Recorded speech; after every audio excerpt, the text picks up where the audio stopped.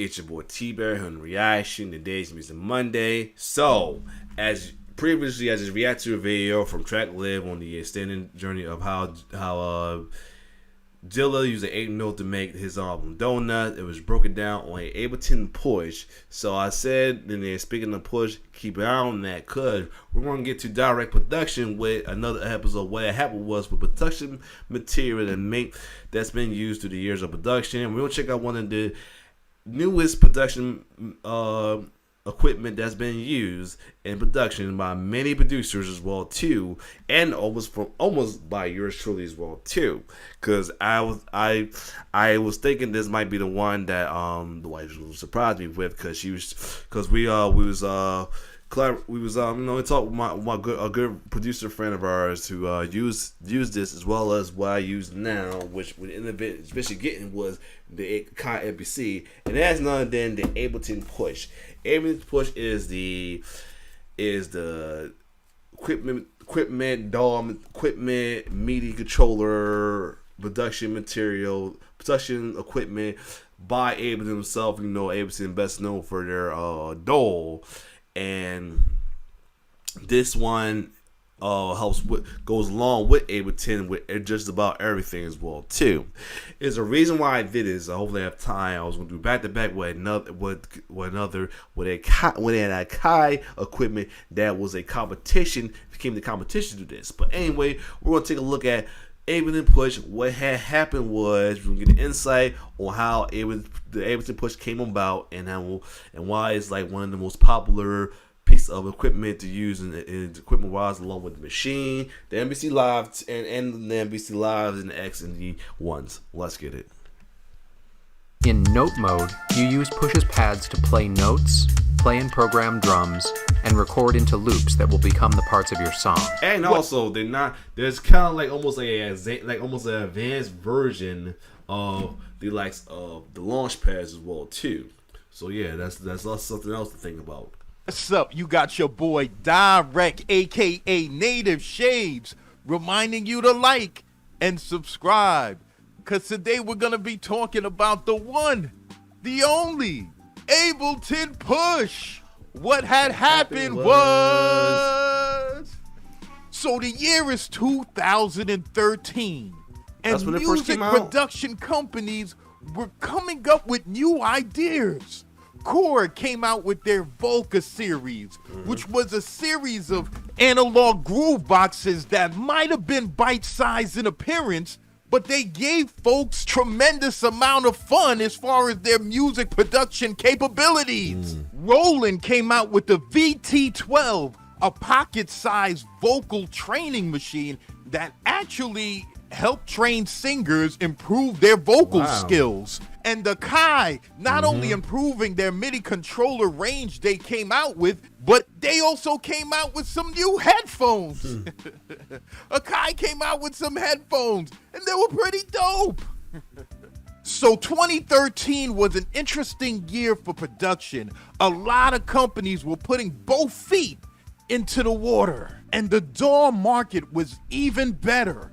Pro Tools was still considered the industry standard. FL Studio was not far behind and rapidly becoming the young man's choice for music production. Studio One was bringing its creative platform to the table. And Ableton, yes, Ableton Live, wanted to bring something different to the music production space. Now, so for years, Ableton Live was known as the Live DAW, hence the name Ableton Live. This DAW was supposed to be the weapon of choice for artists and musicians who were comfortable creating their music in a live platform. Ableton wanted you to be comfortable. It's kind of like a long road trip, coming back home from a family reunion from Boston, Massachusetts, with a cousin you just met.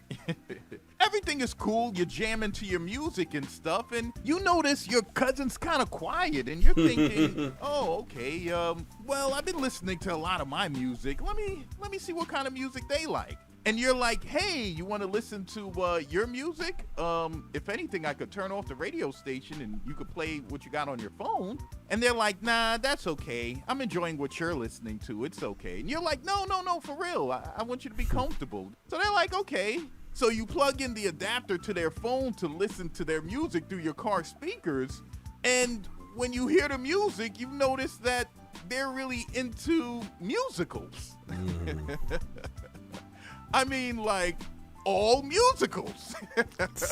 So you're like on this long ride home from Boston, Massachusetts, listening to hours of the Cats musical and the Lion King. You're like, what the hell is going on here? And your cousin's having a blast. They're in the car jamming to it, singing the songs, and they're having the most wonderful time in their life. And you can't turn it off. They're jamming out there for like 5 hours, and it's driving you insane. That's how comfortable Ableton wanted their users to be with their platform. Tons of DJs loved Ableton Live. Yeah, I remember this being a DJ friendly joint. Like, I had like, when I was like opened it for a good amount, I was opening for DJ for EDM stuff. One of my good friend Hazmat, H-Maz as well too. He's like the first person I know that that was DJing off of Ableton as well too. He's the APC. I think it was called the APC. I think it was called. That's how he's DJing. It was wild. We all remember the Jazzy Jeff Ableton Live video where he was talking about the DAW and he was mentioning all the cool stuff Ableton Live could do at the time. Like, for instance, grabbing pieces from your sample as the WAV file is playing on the arranger page and dropping them down into the sampler section of the DAW. So that when you hit your MIDI controller, like if you hit the pads, you'll trigger the sample live. You don't have to stop anything. You just keep going. This was extraordinary. We were shocked. And because of that interview and Ableton catering to the live aspect of music production, a lot of artists that enjoyed playing music live purchased the DAW. And because of this, to play live, everybody was using their own MIDI controller to control the DAW. Whether it was an Akai MPK, a Korg pad control, a MIDI controller keyboard of some sorts, everybody had a MIDI controller this right here Ableton Live. And it was all good. The way to sync the DAW into all the knobs and faders of your controller was pretty smooth. Now, that was great for the user, but for the company, it kind of lifted an eyebrow. They noticed that, wow, all these folks is using our DAW to play their controllers live. Why don't we get into the space and create our own kind of controller? Bingo! And in 2013, Ableton released one of the most revolutionary products it ever produced. And that was the Ableton Push. You're getting velocity sensitive and pressure sensitive pads with aftertouch. You know what this means, right? Now you can bang out on your pads with the musical expression you so desire. You're getting a built-in step sequencer, which allows you to play and sequence at the same time. You're getting a touch strip. Can you believe it? The Ableton Push had a touch strip way back in 2013. There are products coming out right now promoting the touch strip. You're getting real-time controls like pressure-sensitive repeat and real-time swing. You have a built-in browser that allows you to browse the sounds on the Ableton Live DAW seamlessly. You get 9 controller encoders, dedicated time signature buttons for instant use, and you get the magnificent isomorphic keyboard note layout, which makes playing any instrument a breeze. Ladies and gentlemen, when the Ableton Push was released, people were like, I don't know about this one. It looked like Connect 4. Remember the game Connect 4? It looked like Connect 4. people was like, listen. This ain't one of this came out before the launch pad. I wonder that too. They just they talking like that. So I definitely rather I do this and they got forced. I got to do the launch pad. I understand the Akai APC layout. Like I know where my track is supposed to be. Had. I know where my record button is, my mute button is, my fader is. I get it. I know the Novation circuit layout. I understand that layout. I get it. But when I'm looking at the Ableton Push, for some reason, it reminds me of a game of checkers. People were skeptical about the Push. It just didn't look like it could do what you needed it to do until they started hearing birds chirping. Birds were chirping all over the place. And these folks were saying, hey, I never been so creative on a controller until I used the Push. The layout was just perfect. The Push went deep into the controls of the Ableton universe. You could utilize all special kind of features and parameter tweaks with the units that you couldn't on any old MIDI controller. Push brought Ableton Live to life. Not only did you get your conventional linear DAW kind of workflow, and you also had the clip launching workflow, but now you had an MPC/machine type workflow that worked perfectly in unison with the DAW. Push was so great that some users were calling it the machine killer. The Push was the perfect device for Ableton. And it wasn't as Machine was the NPC killer, and that became the Machine killer. Interesting. Like they were competing with Machine or Akai MPC. Matter of fact, they went to Jack O'Donnell from Akai to get assistance in building the Push. I mean, Ableton had it locked down when it came to the DAW, but when it came to hardware controllers, they weren't really that familiar with this space. It's kind of like the first time you went to a fast food restaurant like McDonald's and had to order through the computer kiosk machine. Like, you know, the first time you saw it, you know what I'm saying? It's like you came back from a long drive home from visiting your relatives down at South Kakalaka. Right. You're now at your hometown and you're just hungry. You just want to eat something. So you go up into the McDonald's and, you know, you see a line, so you decide to get online and wait. And you see them servicing people on your line and the people getting their food and going. And then all of a sudden, they choose someone that's behind you in the line. So you're thinking, okay, that was weird. You're like, okay, maybe the person was waiting by the side. So maybe they just got their order together and now it's their turn. No sweat, it's okay. So you're waiting and then you see a lady enter the store and they service her before you.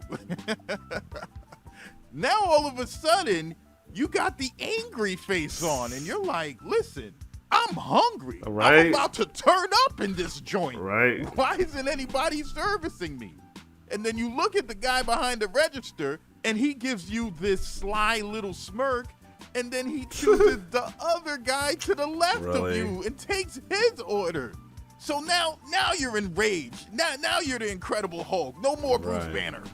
And you start raising hell. You scream out, listen, I've been driving 12 hours straight, listening to Rent musicals and The Lion King. I want my food now.